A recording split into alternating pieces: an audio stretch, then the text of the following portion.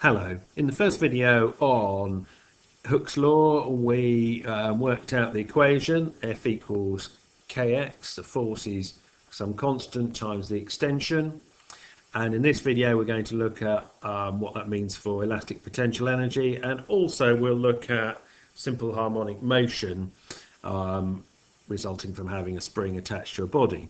So let's start off by working out potential energy. Well, if I apply a force to a spring so that I extend it and then I hold it at the end so there's no kinetic energy, then all the work done by my green force must be equal to all the work done by negatively in the opposite direction by the spring. And we know that the force in there is kx, so the work done by that is going to be the integral of kx dx. If we integrate that, we get a half kx squared. So that's going to be the elastic potential energy. And as it's only a function of our final position x, so we know it's a conservative field, doesn't matter how we get there, as long as we end up at x, then that energy, that will be the energy, and that energy is conserved in the spring. And we can use that as part of conservation of mechanical energy if we've got a system which has got a spring and gravity operating on it.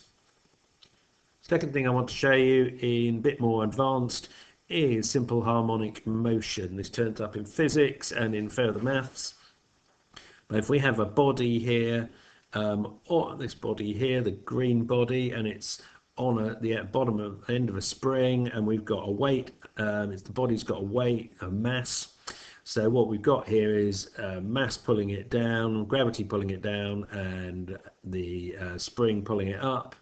And we're going to look at what happens to the motion. Well, first thing we can do is resolve forces, and F equals ma, Newton's second law, and this point our forces, and I'm going to do it in a downward direction because our x is going to be the extension, is going to go downwards, so our acceleration is going to go down as well. So everything's going in that direction. So if I look at my force, my resultant force in the downwards direction, well, that's mg minus kx. And on the right hand side we've got ma, and we know that a, as well as being dv by dt, is also d2x by dt squared. So if I substitute that in, then rearrange this equation, I end up with this equation here, m d2x by dt squared plus kx equals mg. And that is a second order differential equation. So how do we go about solving that? Well, we solve the left hand side, find the solution to that as if the right hand side is 0. That's called a complementary function, and then afterwards we'll go and find the solution that meets our right hand side. That's called our particular integral. Now if I've got a second order differential of this sort, I'm interested in whether I can get a sinusoidal variation in x. So I'm going to start with x equals a cos omega t. I'm doing it with cos because I know I started up high with no extension in my spring, so I'm expecting this spring to vibrate a bit like that. So I want to start at cos because I'm not at 0, I'm not in the middle of my motion. Okay, so if I sub that in there, I can then do a differential of it to find my velocity, and that's going to be, well, the cos is going to differentiate to sine with a negative, and I'm going to w or omega coming out of the inside here of the bracket, and the omega is going to help me find the frequency, natural frequency of my vibration. If I differentiate it again, I'm going to get to my acceleration, so I'm going to end up back with a cosine. I'm going to have a w squared because we've got w coming out each time, and I've got a negative sign because we had that differential from the cos. When we differentiate the sign, it stays the same, doesn't it? So there we have it. And if I substitute those values into my equation at the top, there we go, that equation here. If I substitute those expressions in, there's my acceleration expression, there's my x expression, then I can see that a cos omega t is a factor of the whole thing, and I'm going to put the rest in a bracket. Now, if this is going to be equal to 0, for all values of t, so that means for all values of cos, then it must be that the bracket is 0.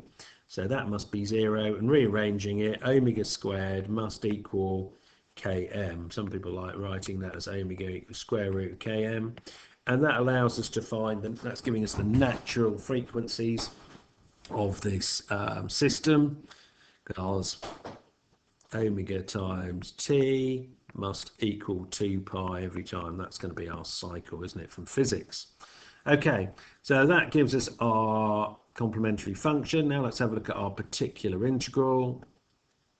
Our particular integral, now we're trying to find a solution on the left-hand side that gives us the right-hand side. Now, the right-hand side's a constant. I'm going to therefore put x equals plus c into this equation. And if I do that, then my second differential is going to be 0, isn't it? So I'm going to have 0 plus kc must equal mg, and therefore c must equal mg over k. So now I've got a basic outline for my complete solution to this motion. I've got my a cos omega t here, and then I've got my particular integral plus mg over k, and we know that that's all for omega squared equals km.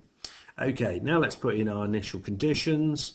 Well, we were starting off when time is 0. We released this weight from rest at its natural length, so there was no extension. So when t equals 0, x equals 0. If I substitute those values into the equation above that we were using, then x equals 0, a times the cos of 0 is 1, and then I've got my constant plus mg. Therefore, a equals minus mg over k. So that gives us our complete solution to this, with a slight bit of rearranging, is that x equals mg, mg over k, that's our factor out the front, and I've put the rest of it 1 minus cos omega t into a bracket. And of course it's where omega squared equals km. So what's happening with this motion? Well, it started off at 0. It's going around doing a sort of cosine description here, and it's oscillating about this point mg over k, and its maximum is actually when the cos is minus 1. So here we go. So it can go out to 2 mg over k, and it's got 0 at the bottom. And here, if we think about our positions here, well, that omega t at that point must equal pi, and at this point omega t equals 2 pi, yeah, because I'm just repeating what's on our cosine graph there, cosine curve, and therefore we can see what our values are, because t would equal pi over 2, sorry, t pi over omega, and here t would equal 2 pi over omega, and we know that omega equals, from over there, root k over m. So we can see what time points we expect this to be a maximum and minimum magnitude of our displacement. Okay, so there we are. What have we done in this video? Well, we've shown that elastic potential energy equals half kx squared, or we could rewrite it with the lambda over L version of the equation. And if we have a mass on the end of a spring, we can create a simple harmonic motion, which is going to have a sinusoidal solution, and we can find out what the natural frequency is from the fact that omega squared equals km. So there you have it.